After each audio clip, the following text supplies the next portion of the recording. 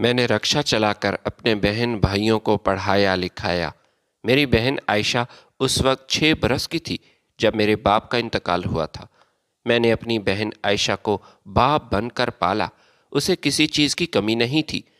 میرے خون پسینے کی کمائی سے میرا بھائی جواد ایک وکیل بن گیا اور عائشہ ایک کامیاب ڈاکٹر۔ اس دن میں بہت خوش تھا۔ میں اس وقت 40 برس کا تھا جب رکشہ چلاتے ہوئے ایک حادثہ پیش آیا۔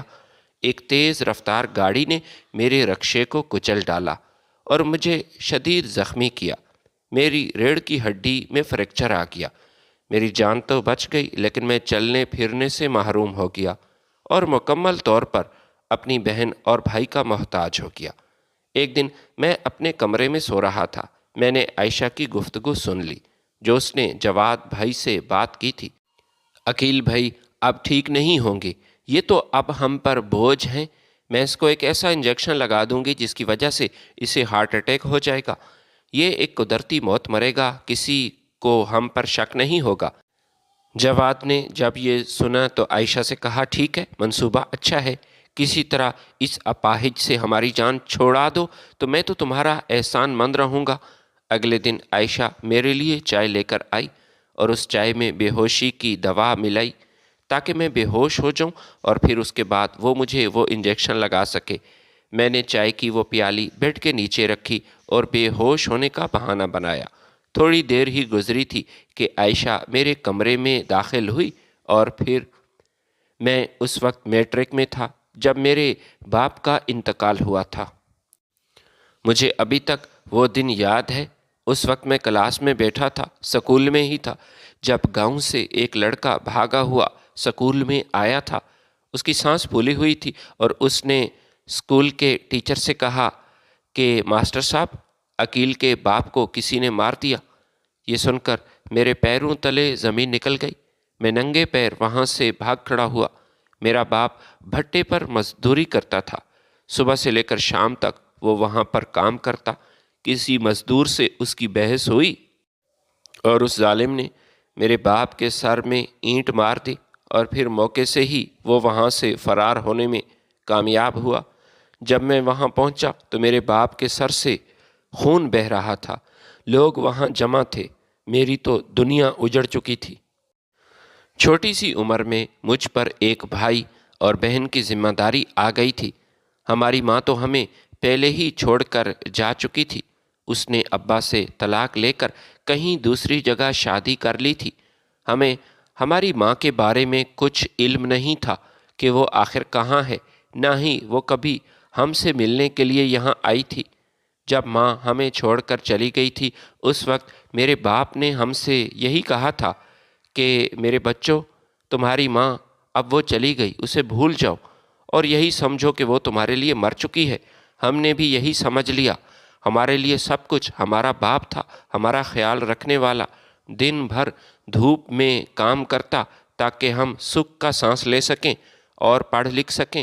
عائشہ اس وقت 6 برس کی تھی اور میرا بھائی جواد اس وقت 8ویں جماعت میں پڑھتا تھا۔ ابا کے انتقال کے بعد میں نے اپنے بہن بھائیوں کو سنبھالا، اس گھر کو میں نے سنبھالا اور پڑھائی ادھوری چھوڑ دی۔ اس وقت میں میٹرک میں تھا، میٹرک کے ایگزام قریب تھے۔ ماسٹر صاحب نے مجھ سے کہا تھا کہ بیٹا، کم از کم ایگزام دے دو، ابھی 1 مہینہ باقی ہے، تمہاری تیاری بھی اچھی ہے، پاس ہو جاؤ گے، میرے لیے اچھی بات ہے۔ لیکن اس وقت میں بہت مجبور تھا۔ میں نے اپنے بہن بھائیوں کی وجہ سے پڑھائی چھوڑی تھی کیونکہ گھر میں کوئی کمانے والا نہیں تھا۔ اگر میں اپنی تعلیم جاری رکھتا تو گھر میں آٹا کہاں سے آتا؟ محلے والے اتنے اچھے نہیں تھے کہ وہ ہماری مدد کرتے۔ حالانکہ میں تو یتیم تھا، لیکن سب محلے والے یہی کہہ رہے تھے کہ عقیل کوئی بچہ تو نہیں، اگر یہ چاہے تو مزدوری کر سکتا ہے، اپنی بہن اور بھائی کو پال سکتا ہے۔ اس موقع پر ہمارے رشتہ دار وہ بھی ہمارے کام بالکل نہ آئے۔ ہمارا ایک ہی چچا تھا جو ابا کی وفات پر بہت رو رہا تھا، لیکن بعد میں وہ ہمیں بھول گیا، ایک بار بھی ہمارے گھر کا چکر نہ لگایا اور مجھ سے یہ تک نہ پوچھا کہ عقیل بیٹا کیسی گزر رہی ہے، گھر میں آٹا ہے یا نہیں۔ خیر، مجھے چچا سے اتنا زیادہ گلہ نہیں کیونکہ مجھے اس سے امید تھی ہی نہیں کہ مشکل وقت میں وہ ہمارے کام آئے گا۔ چچا دلاور ایسا ہی تھا، وہ ہمیں تنہا چھوڑ کر چلا گیا۔ میں نے قسطوں پر ایک رکشہ خرید لیا، صبح سویرے رکشہ لے کر نکل پڑتا، شام کو گھر واپس آتا تھا، کبھی 1,000 روپے، کبھی 1,500، کبھی 2,000، اسی طرح یہ گھر کا گزارا چل رہا تھا۔ اپنی بہن بھائیوں کے بارے میں مجھے اس بات کا علم تھا کہ وہ پڑھائی میں کافی اچھے ہیں، دونوں کافی ذہین تھے، اور ٹیچرز نے بتایا تھا۔ انہوں نے عائشہ اور جواد کے بارے میں مثبت رائے دی تھی اور میری حوصلہ افزائی کی، اور یہی کہا کہ اگر تم اپنے بہن بھائیوں پر توجہ دو اور ان کو اکیڈمیوں میں پڑھاؤ تو یہ بہت آگے جائیں گے۔ یہ وہ الفاظ تھے جنہوں نے میری ہمت بڑھا دی۔ میں پہلے سے بھی زیادہ محنت کرنے لگا۔ ایک دن میں شام کو گھر واپس آیا، میں نے دیکھا عائشہ کو تیز بخار تھا، وہ تقریباً بے ہوش ہونے کے قریب تھی، اور بے ہوشی کی حالت میں وہ ماں کو پکار رہی تھی۔ میں اس معاملے میں بے بس تھا۔ ماں تو ہمیں چھوڑ کر جا چکی تھی، میں تو یہ بھی نہیں جانتا تھا کہ ماں زندہ ہے یا مر گئی۔ وہ اس وقت کہاں ہے؟ عائشہ اس وقت محض 4 سال کی تھی جب ماں اچانک اسے چھوڑ کر چلی گئی تھی۔ میں نے اور جواد نے تو اپنے آپ کو سنبھال لیا تھا، لیکن وہ معصوم تھی، ماں سے بہت زیادہ مانوس تھی، اس لیے ماں کا چہرہ ہر وقت اس کی آنکھوں کے سامنے رہتا تھا۔ میں عائشہ کو ہسپتال لے کر گیا۔ ڈاکٹر نے مجھ سے یہی کہا کہ اگر عائشہ کو کسی طرح ماں کے ساتھ ملوا دیا جائے تو اس کی طبیعت بہتر ہو سکتی ہے، لیکن میں نے ڈاکٹر صاحب کو ساری حقیقت بتائی کہ کس طرح ماں ہمیں تنہا چھوڑ کر چلی گئی تھی۔ جب اسے اپنی اولاد کا کوئی احساس نہیں تو ہم اپنی ماں کو کیسے تلاش کریں؟ ہم تو ایسا نہیں کر سکتے، اس کے پاس کیوں جائیں؟ ہمارا دل نہیں کرتا۔ ڈاکٹر ہماری ساری بات سمجھ چکا تھا، لیکن عائشہ، اسے سمجھانا ابھی آسان نہیں تھا۔ چند دن گزرے تھے کہ میں اپنے گھر میں بیٹھا تھا، ایک شخص ہمارے دروازے پر آیا۔ یہ اجنبی تھا، میں اسے نہیں جانتا تھا۔ اس نے مجھ سے میرا نام پوچھا اور پھر کہنے لگا، تم رقیہ کے بیٹے ہو؟ میں نے ہاں میں سر ہلایا۔ پھر وہ مجھ سے کہنے لگا، تمہاری ماں فلاں ہسپتال میں آخری سانسیں لے رہی ہے، کیا تم اپنی ماں سے ملنا چاہو گے؟ میں نے اس شخص سے کہا، نہیں، ہمارا اس کے ساتھ اب کوئی تعلق نہیں۔ اس نے کہا، ٹھیک ہے، یہ ایک کام تھا میرے ذمے، میں نے تم لوگوں کو صرف تم تک یہ پیغام پہنچانا تھا، آگے تمہاری مرضی ہے۔ وہ جیسے ہی واپس جانے لگا تو میرے دل میں اچانک خیال آیا، اور نہ جانے کیوں میں عائشہ کو اپنے ساتھ لے کر اس ہسپتال کی طرف روانہ ہوا جہاں وہ بے وفا ماں آخری سانسیں لے رہی تھی۔ وہ کافی بیمار تھی۔ عائشہ مجھ سے کہنے لگی، بھائی کہاں جا رہے ہیں ہم؟ تب میں نے اسے بتایا کہ عائشہ، ہم ماں کے پاس جا رہے ہیں۔ یہ سن کر وہ بہت خوش ہوئی، مگر افسوس کہ ماں کے ساتھ یہ آخری ملاقات یہ ممکن نہ ہو سکی۔ ہمارے جانے سے پہلے ہی ماں کا انتقال ہو گیا تھا۔ مجھے اس بات کا بہت افسوس ہوا کیونکہ ماں سے بات کرنا ضروری تھا۔ میں نے ماں سے کئی سوالات پوچھنے تھے کہ اس نے آخر ایسا کیوں کیا، ہمارا کیا قصور تھا۔ میں نے عائشہ کے بارے میں بھی اسے بتانا تھا کہ وہ آج بھی آپ کو نہیں بھولی، لیکن قسمت میں شاید یہ آخری ملاقات ممکن نہیں تھی، اور عائشہ کو بھی اب آخر کار سکون مل چکا تھا۔ اس کے دل کی یہ بے قراری، بے چینی اب ختم ہو چکی تھی، جو ہر وقت یہی سوچتی تھی کہ میری ماں زندہ ہے، وہ کہاں ہے، میں اس سے ملنا چاہتی ہوں۔ آج اسے پتہ چل گیا کہ ماں اسے چھوڑ کر ہمیشہ ہمیشہ کے لیے چلی گئی، اور اب اس سے ملنا ممکن نہیں۔ وقت کا پہیہ ٹھہر نہ سکا اور میں ادھیڑ عمر کا ہونے لگا، جبکہ میرے بہن بھائی جوان ہونے لگے۔ عائشہ نے ہی مجھ سے کہا تھا کہ بھائی، ہم چاہتے ہیں کہ آپ اپنا گھر بسا لیں۔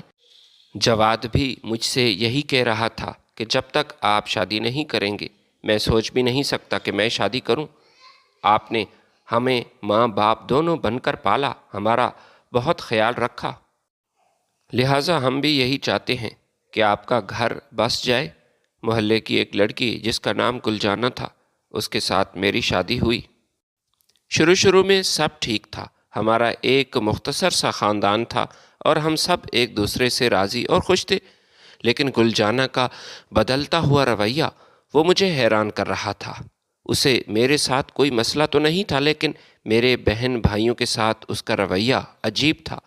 شاید بہن اور بھائی کے ساتھ میری محبت دیکھ کر اسے حسد ہونے لگا تھا، لیکن میں نے کئی بار گلجانہ کو سمجھایا۔ میں نے اسے بتایا کہ میری چھوٹی بہن عائشہ کی کیا حالت تھی، ہماری ماں نے ہمارے ساتھ کیا کیا تھا، سب اسے بتایا، لیکن اسے کوئی بات سمجھ نہ آ سکی، اور وہ ہمیشہ مجھ سے یہی کہتی تھی کہ آپ کو میری کوئی پرواہ نہیں، آپ کو صرف اپنے بھائی اور بہن کی ہی پرواہ ہے۔ ایک دن گلجانہ کی ماں ہمارے گھر آئی تھی۔ اس نے مجھ سے یہی کہا کہ تم میری بیٹی کا خیال کیوں نہیں رکھتے؟ وہ جب بھی ہمارے گھر میں آتی ہے روتی ہوئی آتی ہے۔ میں نے گلجانہ کی ماں سے کہا، ایسی کوئی بات نہیں، ہر رشتے کی اپنی ایک مخصوص پہچان ہے۔ میں اگر اپنے بہن بھائیوں سے محبت کرتا ہوں، ان دونوں کا خیال رکھتا ہوں، تو میں نے ہر حال میں گلجانہ کو بھی کبھی فراموش نہ کیا۔ میں اس کا بھی تو خیال رکھتا ہوں، اسے اچھا کھلاتا ہوں، پہناتا ہوں۔ پھر میں نے اسے وہ کپڑے دکھائے جو میں نے اپنی بیوی کے لیے خریدے تھے۔ وہ اس کے کمرے میں داخل ہوئی تو وہاں گلجانہ کے لیے پھل فروٹ پڑے تھے جو کہ مخصوص میں نے اسی کے لیے خریدے تھے۔ گلجانہ کی ماں نے جب یہ دیکھا تو پھر اپنی بیٹی سے کہنے لگی، بیٹی، حد سے زیادہ گلے شکوے یہ گھر کو خراب کرتے ہیں۔ تم تو ہر وقت یہی کہتی تھی کہ میرے شوہر کو میرا احساس نہیں، لیکن ایسا تو کچھ نہیں۔ پھر جھوٹ بول کر تجھے کیا حاصل ہوا؟ وہ اپنی ماں کے سامنے خاموش رہی اور اس کے پاس کوئی جواب نہ تھا، کیونکہ وہ جانتی تھی کہ میں سچ پر ہوں۔ اس کے پاس اس لیے جواب بھی نہیں تھا کیونکہ وہ جب بھی اپنے میکے جاتی تھی ہمیشہ میرے خلاف اپنے ماں کے کان بھرتی اور اپنے والدین کے سامنے ہمیشہ یہی جھوٹ بولتی۔ حتیٰ کہ ایک بار اس نے اپنی ماں سے یہ بھی کہا کہ عقیل اچھا آدمی نہیں، اس نے مجھ پر ہاتھ بھی اٹھایا۔ میں نہیں سمجھتا تھا کہ یہ معاملہ کیا ہے اور وہ آخر ایسا کیوں کر رہی ہے۔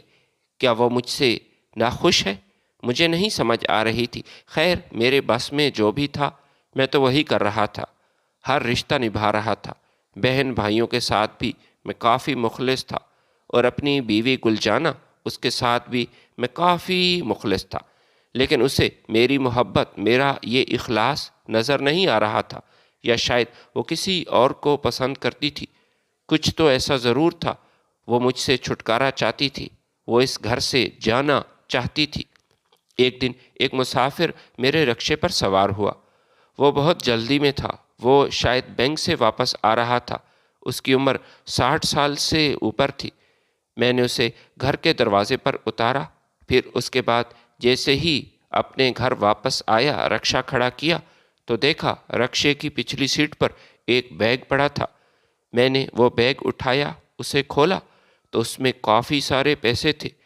گلجانہ نے فوراً دیکھ لیا، یہ 5,000 کے کافی سارے نوٹ تھے جو کہ اس بیگ میں موجود تھے۔ میں جانتا تھا یہ پیسے کس کے ہیں۔ یہ اسی بزرگ آدمی کے پیسے تھے جو کچھ دیر پہلے میرے رکشے پر سوار ہوا تھا، جس کو میں اس کے گھر کی دہلیز پر چھوڑ کر آیا تھا۔ گلجانہ نے اتنے سارے پیسے زندگی میں پہلی بار دیکھے تھے۔ اس نے جیسے ہی دیکھے کہنے لگی، یہ تو بہت زیادہ پیسے ہیں۔ اس نے مجھ سے وہ بیگ چھین لیا۔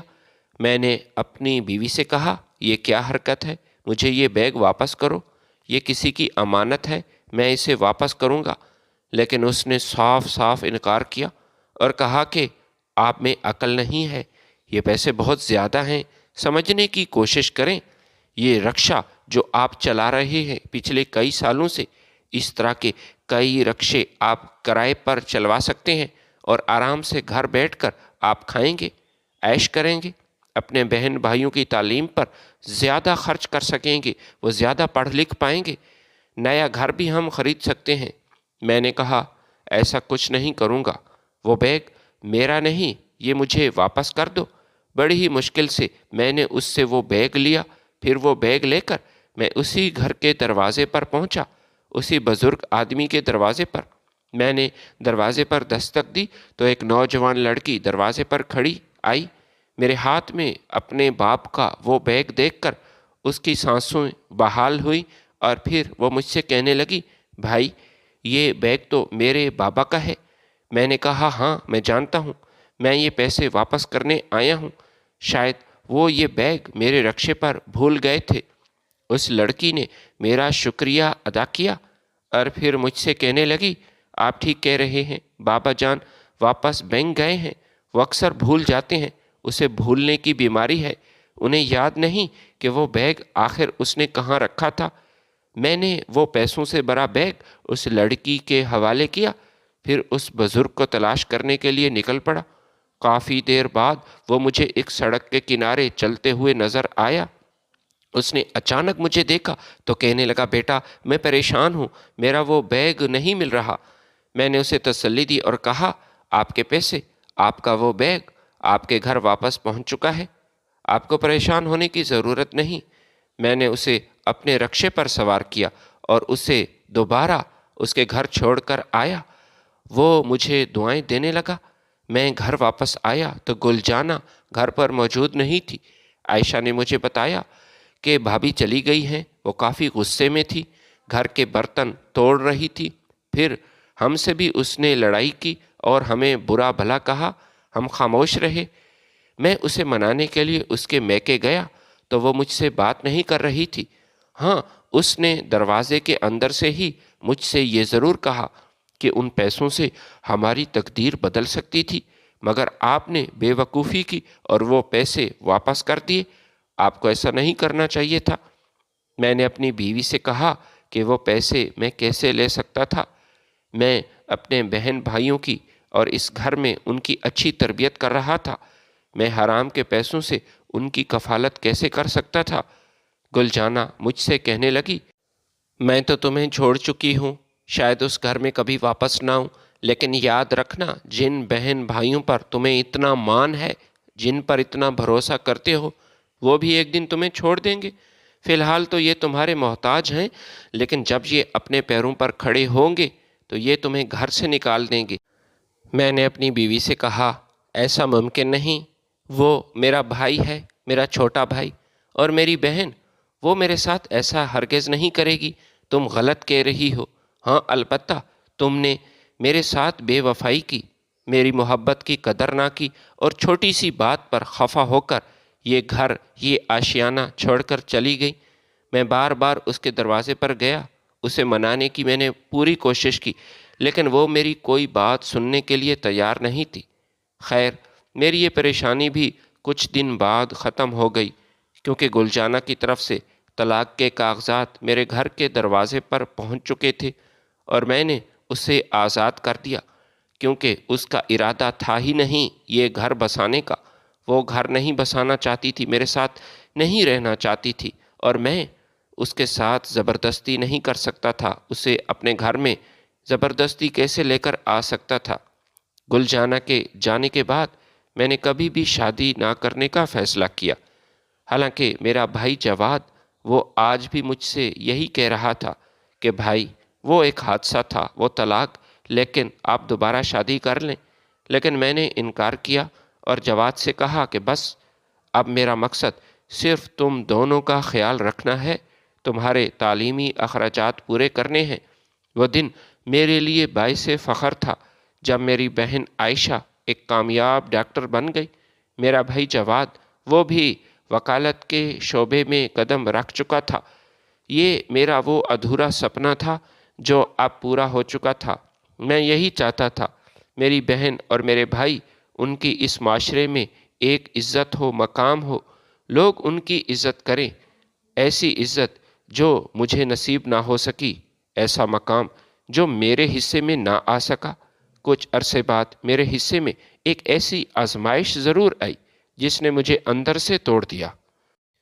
آج میری بہن عائشہ کی سالگرہ تھی اور میں اپنی بہن کے لیے سالگرہ کا کیک لے کر گھر واپس جا رہا تھا۔ مجھے گھر آنے کی بہت جلدی تھی اور شاید اسی جلدی میں میرے ساتھ ایک حادثہ پیش آیا۔ ایک تیز رفتار گاڑی نے میرے رکشے کو کچل ڈالا۔ میری جان تو بچ گئی، لیکن میں زندہ رہ کر بھی ایک لاش تھا۔ مجھے زخمی حالت میں ہسپتال لایا گیا۔ بعد میں میرے بھائی اور میری بہن کو اطلاع دی گئی، وہ بھی ہسپتال پہنچ چکے تھے۔ میری ریڑھ کی ہڈی میں فریکچر آ چکا تھا اور میں چلنے پھرنے سے مکمل طور پر محروم ہو چکا تھا۔ مجھے گھر واپس لایا گیا۔ جواد بھائی نے میرے لیے ایک خصوصی ملازم کا بندوبست کیا جو گھر میں میرا خیال رکھتا تھا، میرے کھانے پینے کا وہ خیال رکھتا، مجھے واش روم تک لے جانا، یہ سب اسی کی ذمہ داری تھی۔ شروع میں میرا بھائی جواد اور میری بہن عائشہ وہ مجھے وقت دیتے تھے، میرا خیال رکھتے تھے، کئی دیر تک میرے ساتھ بیٹھ جاتے، لیکن پھر آہستہ آہستہ وہ اپنی زندگی میں اس قدر مصروف ہوئے کہ میرے ساتھ بیٹھنا چھوڑ دیا، میرے ساتھ بات کرنا انہوں نے مکمل طور پر چھوڑ دیا۔ صبح سویرے وہ گھر سے نکلتے، رات کو واپس آتے جب میں سو جاتا تھا۔ مہینے میں 1-2 بار ہی وہ مجھے ہسپتال لے کر جاتے تھے۔ ایک دن ڈاکٹر نے میرے بھائی جواد سے کہا کہ تمہارے بھائی عقیل کا علاج ممکن ہے، لیکن یہ علاج یہاں اس ملک میں ممکن نہیں۔ یہ بات ڈاکٹر نے بھائی کو الگ بلا کر کہی تھی، لیکن میں نے ساری گفتگو سن لی تھی۔ اس نے میرے بھائی جواد سے کہا کہ عقیل کا علاج تو ممکن ہے، لیکن یہ علاج صرف بیرون ملک ممکن ہے، فرانس میں۔ یہاں ہمارے پاس کوئی ایسی سہولت موجود نہیں۔ میرے دل میں ایک ہلکی سی امید کی کرن جاگی، شاید کبھی دوبارہ میں اپنے پیروں پر کھڑا ہو سکوں، شاید میرا بھائی میرا علاج کروائے۔ لیکن پھر گھر آ کر اس نے یہی بات میری بہن عائشہ سے کہی اور کہا کہ عقیل کا علاج کافی مہنگا ہے۔ مجھے ڈاکٹر صاحب نے سب بتایا، اس گھر کے علاوہ ہمیں اپنا سب کچھ فروخت کرنا پڑے گا، تب یہ اپنے پیروں پر کھڑا ہو سکتا ہے۔ جتنا پیسہ میں نے وکالت سے کمایا یا تم نے اپنی پرائیویٹ کلینک سے جتنا پیسہ جمع کیا، جو کمایا، سب کا سب اسی کے علاج پر لگ جائے گا۔ عائشہ نے جب یہ سنا تو جواد سے کہنے لگی، بھائی میں تو کم از کم ایسا نہیں کر سکتی، مشکل سے میں نے اپنا یہ کلینک بنایا ہے اور پیسہ کمانا میں نے شروع کیا، اور اگر شروع میں ہی میں یہ قدم اٹھاؤں، اپنے کلینک کو فروخت کر دوں، تو مجھے بہت نقصان ہوگا بھائی، اور شاید دوبارہ میں اپنے پیروں پر کھڑی نہ ہو سکوں، کیونکہ اس علاقے میں باقی بھی کلینکس ہیں، ڈاکٹرز ہیں، اور ہمارے درمیان بہت بڑا کمپٹیشن ہے۔ خیر، انہوں نے باہم مل کر یہی فیصلہ کیا کہ ہم اس کا علاج باہر سے نہیں کروا سکتے، ایسا ہمارے لیے ممکن نہیں۔ محلے والے سب جانتے تھے کہ عقیل کا علاج فرانس سے ہو سکتا ہے، اور ڈاکٹر نے بھی یہی تجویز دی ہے، لیکن اس کے بھائی اور اس کی بہن یہ نہیں چاہتے کہ عقیل دوبارہ ٹھیک ہو جائے۔ میرے دوست اور محلے کے لوگ وہ مجھ سے ملنے کے لیے آتے، جو لوگ میری تیمارداری کرنے کے لیے آتے تھے وہ مجھ سے یہی کہتے تھے کہ ناراض مت ہونا، تیرے بھائی جواد اور بہن کو اللہ ہدایت دے، انہیں تمہارا احساس بالکل نہیں، پتہ نہیں یہ وہ دن کیسے بھول گئے ہیں جب تم نے اپنا سب کچھ قربان کیا، ان بھائیوں کے لیے، اس بہن کے لیے، ان کی پڑھائی کے لیے، ان کے ایک شاندار مستقبل کے لیے تو نے کتنی بڑی قربانی دی، اور جب انہیں سب کچھ مل چکا ہے، اب ان کا بھی تو یہ فرض ہے کہ وہ اپنے بڑے بھائی کا خیال رکھیں۔ اس موقع پر بھی اپنی بہن اور بھائی کے بارے میں ہی میں کوئی ایسی بات نہیں سوچ سکتا تھا، لہٰذا جو شخص میرے پاس آتا، میرا دوست یا کوئی بھی، میں ان سے یہی کہتا تھا کہ میرے بہن بھائی ایسے نہیں، وہ تو بہت اچھے ہیں، وہ میرا خیال رکھتے ہیں، وہ میرا علاج ضرور کروائیں گے، مگر افسوس ایسا کبھی نہ ہو سکا۔ وقت گزرتا گیا، میں نے عائشہ کے چہرے پر ناگواری محسوس کی تھی، وہ گھر سے جاتے ہوئے مجھے سلام نہیں کرتی تھی، اور جب واپس آتی تھی تب بھی میرے سامنے نہیں آتی تھی۔ جواد بھائی وہ بھی مجھ سے عاجز آ چکے تھے۔ پھر وہ دن آیا جب عائشہ کی شادی ہوئی، اس نے ایک ڈاکٹر سے شادی کی تھی، لیکن مجھے 1 ہفتے بعد پتہ چلا کہ عائشہ کی شادی ہو چکی ہے۔ نہ ہی جواد نے اسے بتایا، نہ ہی میری بہن عائشہ نے مجھے بتانے کی زحمت کی۔ شادی حال میں ہی سارے رسامات ہوئی، گھر سے رخصتی اس کی نہیں ہوئی تھی اور مجھے نہیں بتایا گیا تھا۔ کم از کم وہ مجھے اس بات کی اطلاع دے دیتے، تب بھی میں ان سے راضی رہتا، دعائیں دیتا، لیکن انہوں نے مجھے شادی کی اطلاع دینا یہ بھی مناسب نہ سمجھا۔ وہ مجھے ایک زندہ لاش سمجھتے تھے اور اس گھر میں میری حیثیت ایک لاش سے زیادہ نہیں تھی۔ جواد میرے پاس آیا، وہ میرے سامنے آ کر بیٹھ گیا اور پھر مجھ سے کہنے لگا، میں نے کون سا گناہ کیا بھائی جو مجھے یہ سزا مل رہی ہے؟ میں نے اپنے بھائی جواد سے کہا کہ بھائی کیا ہوا ہے؟ آپ ایسی باتیں کیوں کر رہے ہیں؟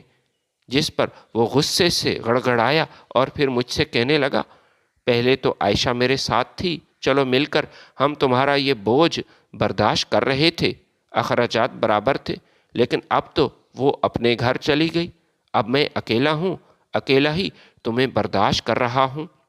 مجھے کب تک یہ سزا ملے گی؟ کب تک میں تمہیں برداشت کروں گا؟ کیا مجھے بتا سکتے ہو؟ یہ سن کر میری نظریں جھک گئیں، میری آنکھوں میں آنسو آ گئے۔ میں نے اپنے بھائی جواد سے کہا کہ بھائی یہ آپ کیسی باتیں کر رہے ہیں؟ میرے بس میں کیا ہے؟ میں تو خود معذور ہوں۔ میں تو یہ نہیں چاہتا تھا کہ میں تم لوگوں پر بوجھ بن جاؤں، معذور ہو جاؤں، تم لوگوں کا محتاج ہو جاؤں، بس یہ میری قسمت میں تھا۔ جواد نے غصے میں کہا، نہیں، یہ رسوائی صرف اور صرف ہماری قسمت میں تھی کہ ہم ساری زندگی ایک معذور کو پالیں گے، اس کے لیے ایک ملازم کو تنخواہ دیں گے۔ وہ غصے کی حالت میں کمرے سے باہر چلا گیا۔ کئی دنوں تک اس نے مجھ سے بات تک نہ کی۔ اب اس گھر میں مجھ سے بات کرنے والا کوئی بھی نہیں تھا۔ میں حیران تھا۔ میں نے اپنی زندگی ختم کرنے کا فیصلہ بھی کیا تھا، لیکن میرے پاس تو زہر خریدنے کے پیسے بھی نہیں تھے کہ میں وہ پی کر اپنی زندگی ختم کر لوں، نہ ہی میں پنکھے کے ساتھ لٹک سکتا تھا۔ ہاں، البتہ ایک بار میں نے جواد سے یہ ضرور کہا تھا کہ اگر تم مجھ سے اتنے ہی تنگ آ چکے ہو بیٹا تو مجھے مار دو، یہ سلسلہ ختم کر دو، میں تم سے کوئی شکوہ نہیں کروں گا۔ جواد نے میری اس بات کا جواب نہ دیا اور وہ چپ چاپ وہاں سے بیزار ہو کر چلا گیا، لیکن میرے لیے ایک نہ ختم ہونے والا دکھ چھوڑ گیا۔ اس دن کے بعد میں اب ایک زندہ لاش بن چکا تھا۔ نہ کوئی مجھ سے بات کرتا تھا، نہ ہی میرا اب جینے کو دل کرتا تھا۔ ایک دن عائشہ اس گھر میں داخل ہوئی۔ یہ کافی مہینے بعد گھر میں آ رہی تھی۔ میں نے اپنی بہن کو کافی دیر بعد دیکھا تھا۔ جواد اس وقت اپنے کمرے میں تھا۔ وہ بہن کو دیکھ کر خوش ہوا۔ عائشہ نے میرے کمرے میں آنا مناسب نہ سمجھا اور مجھ سے نفرت کرتی تھی۔ اسے مجھ سے بدبو آتی تھی، حالانکہ وہ باہر صحن میں کھڑی تھی اور میرا دروازہ تھوڑا سا کھلا تھا۔ پھر بھی وہ جواد سے یہی کہہ رہی تھی کہ کیسے برداشت کر لیتے ہو یہ سب؟ اس کے کمرے سے اتنی بدبو آ رہی ہے، یہاں صحن میں کھڑا ہونا یہ بھی میرے لیے ممکن نہیں، اور تم اس کے کمرے میں جاتے ہو؟ جواد عائشہ سے کہنے لگا، بس بہن کیا کروں، مجھ پر آزمائش ہے، آپ بھی تو اس آزمائش سے چھٹکارا آپ کو مل گیا، لیکن میں اب یہاں پھنس گیا، یہ بوجھ اب مجھ سے برداشت نہیں ہوتا۔ عائشہ نے اس سے کہا، بھائی فکر مت کریں، میں نے آپ کے لیے سوچ رکھا ہے، آپ میرے بھائی ہیں، میں آپ کو اس تکلیف میں کیسے دیکھ سکتی ہوں؟ پھر وہ جواد سے کہنے لگی، یہ بات تو ہم دونوں ہی جانتے ہیں، نہ یہ مرے گا اور نہ ہمیں جینے دے گا، اس کے ہوتے ہوئے نہ آپ سکھ کا سانس لے سکیں گے اور نہ میں آپ کی بہن ہوں، میں بھی آپ کو اس مشکل میں نہیں دیکھ سکتی، حالانکہ میں اس گھر میں نہیں ہوں، لیکن پھر بھی میرا دل ہمیشہ آپ کے ساتھ ہے، میں آپ کو مشکل میں نہیں دیکھ سکتی۔ میں ایک انجیکشن لے کر آئی ہوں، اس انجیکشن کی وجہ سے اسے ہارٹ اٹیک ہوگا، یہ انجیکشن اسے لگانا پڑے گا، کسی کو شک بھی نہیں ہوگا، سب اسے ایک قدرتی موت سمجھیں گے۔ یہ سن کر جواد تھوڑی دیر تک تو خاموش رہا، پھر عائشہ سے کہنے لگا، اچھا کیا یہ ممکن ہے؟ عائشہ نے کہا، ہاں یہ ممکن ہے، یہ تو آپ جانتے ہیں، نہ اس کا ہم باہر سے علاج کروا سکتے ہیں اور نہ ہی اب اس بوجھ کو برداشت کر سکتے ہیں، لہٰذا اس کو مارنا ہی ہوگا۔ جواد اس بات کے لیے رضامند ہو گیا تھا اور اپنی بہن سے کہنے لگا، ٹھیک ہے پھر جیسا تم کہو گی ویسا ہی ہوگا، بس کسی طرح میری اس سے جان چھڑوا لو۔ وہ کہنے لگی، ہاں بھائی فکر مت کرو، اسی لیے تو آج میں یہاں آئی ہوں، میں کچھ دن یہاں رہوں گی اور اپنا مقصد پورا کر کے ہی میں واپس جاؤں گی۔ بس پہلے اسے بے ہوش کرنا پڑے گا اور پھر اسے بے ہوش کرنے کے بعد یہ انجیکشن لگائیں گے، ہمارا کام ہو جائے گا اور یہ بھی آزاد ہو جائے گا، ہم بھی سکون کا سانس لیں گے۔ بس 1 یا 2 دن رونے کا ناٹک ہمیں کرنا پڑے گا اور پھر سکون کی زندگی شروع ہو جائے گی۔ یہ سن کر جواد مسکرانے لگا۔ عائشہ منہ پر ماسک پہن کر میرے کمرے میں داخل ہوئی تھی، جبکہ اس کے ہاتھ میں ایک چائے کا کپ تھا۔ وہ مجھ سے کہنے لگی، بھائی کیسے ہو، کیسی طبیعت ہے؟ پھر مجھ سے کہنے لگی، میں آپ کے لیے یہاں آئی ہوں، اپنے ہاتھوں سے آپ کے لیے میں نے چائے بنائی ہے، آپ پئیں گے؟ میں نے اس کا شکریہ ادا کیا، چائے کا کپ اس کے ہاتھ سے لیا۔ عائشہ بہن آپ کا بہت شکریہ، آپ کو میرا احساس ہے۔ وہ چائے کا کپ سامنے میز پر میں نے رکھا اور پھر وہ چلی گئی۔ میں نے وہ چائے کھڑکی سے باہر پھینک دی اور پھر خالی کپ دوبارہ میز پر رکھ دیا۔ میں جانتا تھا اس کے ارادے، اس میں بے ہوشی کی دوا تھی اور یہ اب مجھے مارنا چاہتے تھے۔ تھوڑی دیر بعد وہ دوبارہ میرے کمرے میں آئی، یہی سمجھتے ہوئے کہ میں اب بے ہوش ہو چکا ہوں گا، گہری نیند میں ہوں گا، مگر یہ دیکھ کر تو وہ حیران ہوئی کہ میں ابھی بھی جاگ رہا تھا، میں سویا نہیں تھا۔ پھر وہ واپس چلی گئی۔ کچھ دیر بعد وہ میرے لیے پانی لے کر آئی۔ اس نے بھی پانی میں کچھ ملایا تھا، لیکن میں نے وہ پانی بھی نہ پیا۔ وہ حیران تھی۔ وہ جواد سے کہنے لگی کہ کچھ نہ کچھ گڑبڑ ضرور ہے، یا تو اس کو ہمارے منصوبے کے بارے میں پتہ چل چکا ہے، یا پھر اسے نیند نہیں آ رہی، یا اس پر کسی دوا کا اثر نہیں ہو رہا، کچھ تو ضرور ہے۔ میں ایسی موت نہیں مرنا چاہتا تھا، یا شاید یہ نہیں چاہتا تھا کہ میرے بہن بھائیوں سے ایسا گناہ ہو اور وہ اپنے بڑے بھائی کو جان سے ماریں، وہ اپنے محسن کو ایسے مار دیں۔ آدھی رات کا وقت تھا، میں نے دیکھا وہ دونوں اپنے کمرے میں موجود تھے۔ میں نے اپنے آپ کو بستر سے نیچے گرا دیا۔ میری ریڑھ کی ہڈی کام نہیں کر رہی تھی، لیکن میرے ہاتھوں میں کچھ طاقت باقی تھی۔ ہاتھوں کی مدد سے میں اپنے جسم کو گھسیٹتا ہوا کمرے سے باہر لے گیا۔ صحن سے ہوتا ہوا گھر کا گیٹ میں نے پار کیا، اور پھر یہ میں نہیں جانتا تھا کہ میں کہاں جا رہا ہوں، میرا تو اپنا کوئی نہیں تھا، لیکن میں اپنے بہن بھائیوں کو اس گناہ کبیرہ سے بچانا چاہتا تھا، کیونکہ وہ تو مجھے مارنے کو تلے ہوئے تھے اور میری موت کا منصوبہ بنا رہے تھے۔ اگر اس رات میں گھر پر موجود رہتا تو وہ جیسے تیسے مجھے مار دیتے۔ میں گھر کے باہر گلی میں اپنے آپ کو گھسیٹتا ہوا جا رہا تھا۔ یہ رات کے 2 بجے کا وقت تھا، میرے کپڑے مٹی سے اٹے ہوئے تھے۔ اچانک ایک گاڑی میرے سامنے آئی۔ گاڑی کی لائٹس کی وجہ سے میری آنکھیں چندھیا گئیں اور مجھے کچھ نظر نہیں آ رہا تھا کہ یہ گاڑی کس کی ہے۔ گاڑی سے کون سا شخص نیچے اترا اور میرے سامنے آیا، لیکن اس نے مجھے دیکھا، پھر میرا ہاتھ تھاما، مجھے سہارا دیا، وہاں سے اس نے مجھے اٹھایا، اپنی گاڑی کی پچھلی سیٹ پر لے گیا۔ ابھی تک میں اسے نہیں پہچان رہا تھا کہ یہ کون ہے، میری آنکھوں سے کچھ دکھائی نہیں دے رہا تھا، لیکن جب اس نے مجھے اپنے گاڑی میں ڈالا اور کہا، عقیل یہ تم ہو؟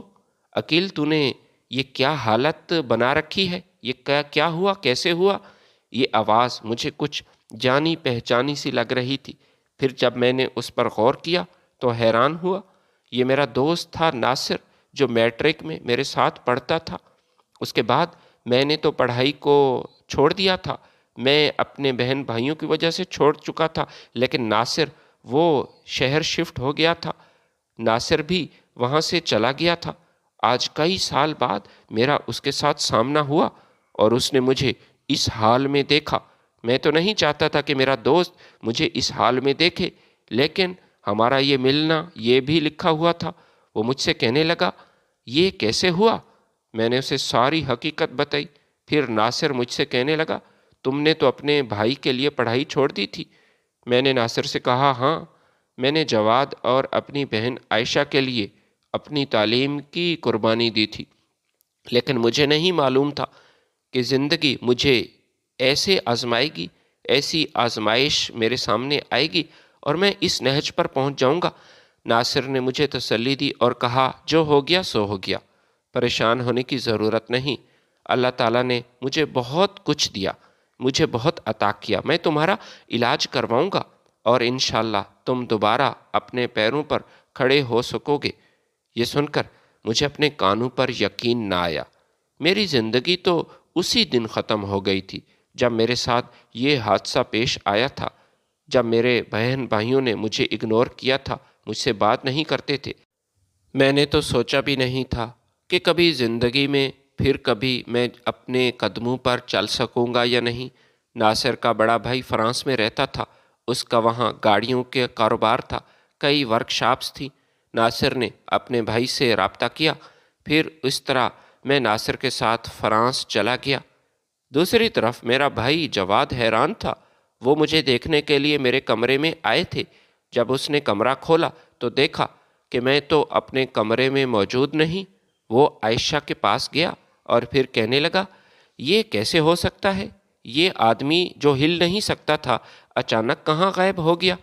عائشہ کو بھی یقین نہ آیا، لیکن اس نے جواد سے کہا، چلو ٹھیک ہے، جو ہوا ٹھیک ہی ہوا۔ 24 گھنٹے گزر چکے ہیں، اس کا کوئی اتا پتہ نہیں، نہ کسی محلے والوں نے اسے دیکھا۔ یہ جہاں بھی چلا گیا ہے اچھا ہی ہوا ہماری جان چھوٹی، اس بوجھ سے آج ہمیں آزادی مل گئی۔ لیکن جواد وہ سکون میں نہیں تھا۔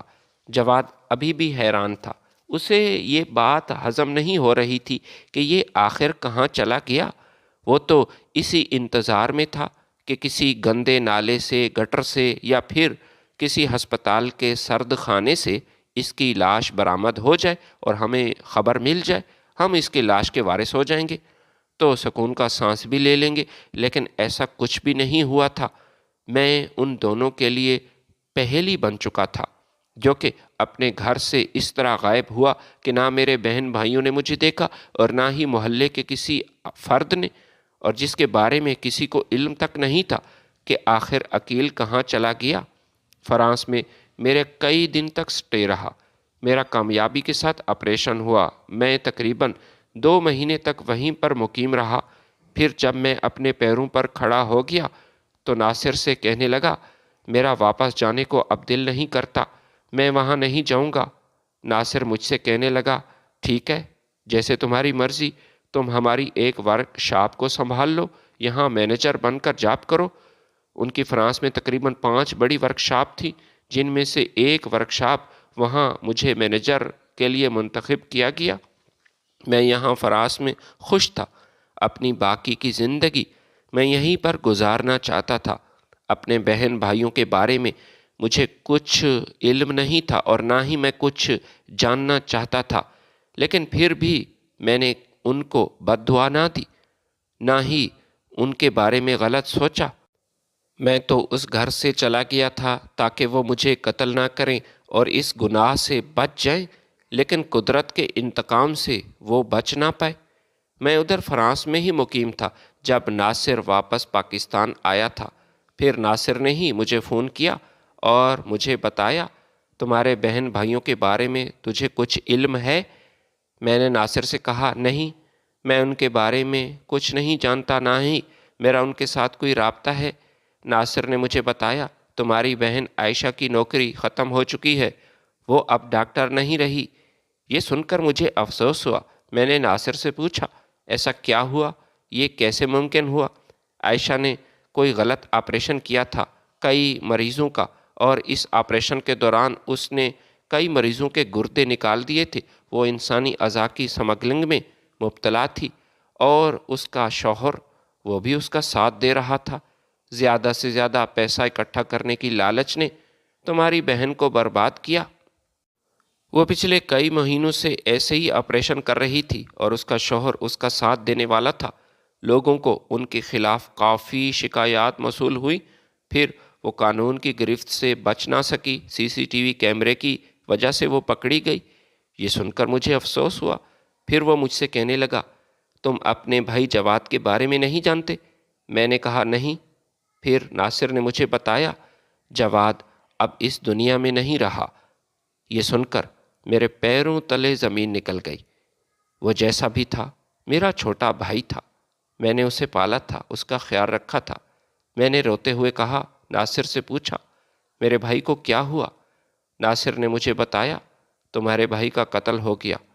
وہ پچھلے کئی لوگوں کو مطلوب تھا، جھوٹے گواہوں کی مدد سے وہ کئی کیسز تو جیت چکا تھا، لیکن آخرکار زندگی کی بازی ہار گیا کیونکہ اس نے اپنے کئی دشمن بنا رکھے تھے۔ یہ سن کر میں زاروں قطار رونے لگا۔ ناصر نے مجھ سے کہا، میں مانتا ہوں وہ دونوں تمہارا اپنا خون ہیں، تمہارے سگے بھائی ہیں، مگر یہ حقیقت ہے بھائی، اس بات کو تسلیم کرو، ان دونوں میں انسانیت ختم ہو چکی تھی، انہیں اپنے کیے کی سزا ملی ہے۔ وہ دونوں اپنے محسن کو بھول چکے تھے، الٹا اسے مارنے پر تلے تھے۔ جس شخص نے مزدوری کر کے اپنی تعلیم کی قربانی دی، رکشہ چلا کر خون پسینے سے اپنے دونوں بہن بھائیوں کو پڑھایا، ان کے اخراجات پورے کیے، وہ جب معذور ہوا تب وہ اسے تنگ آ چکے تھے، اسے جان سے مارنے کے منصوبے بنا رہے تھے، لیکن اللہ تعالیٰ نے اسے دوبارہ زندگی دی اور وہ عزت سے اپنی زندگی گزار رہا ہے، وہ اپنے قدموں پر کھڑا ہو گیا ہے۔ میں واپس پاکستان آیا، اپنے بھائی جواد کی قبر پر بھی گیا۔ کاش زندگی میں ہی جواد اپنی غلطی کو سنوار لیتا، کاش وہ اچھے ٹریک پر واپس آ جاتا تو یہ سب نہ ہوتا۔ میں نے عائشہ سے ملاقات کی، میں وہاں جیل گیا تھا، اسے 10 سال کی قید ہوئی تھی، 50 لاکھ جرمانہ بھی ہوا تھا۔ میں نہیں جانتا تھا کہ وہ اتنا بڑا جرمانہ کیسے ادا کرے گی۔ وہ سر جھکائے میرے سامنے کھڑی تھی، الفاظ اس کا ساتھ نہیں دے رہے تھے۔ ملاقات کے دوران وہ کچھ نہ بول پائی، لیکن میں جیسے ہی واپس جانے لگا تو وہ دھاڑے مار مار کر رونے لگی۔ مجھ سے فقط اتنا کہا کہ بھائی، ہو سکے تو اپنی اس گنہگار بہن کو معاف کر دینا۔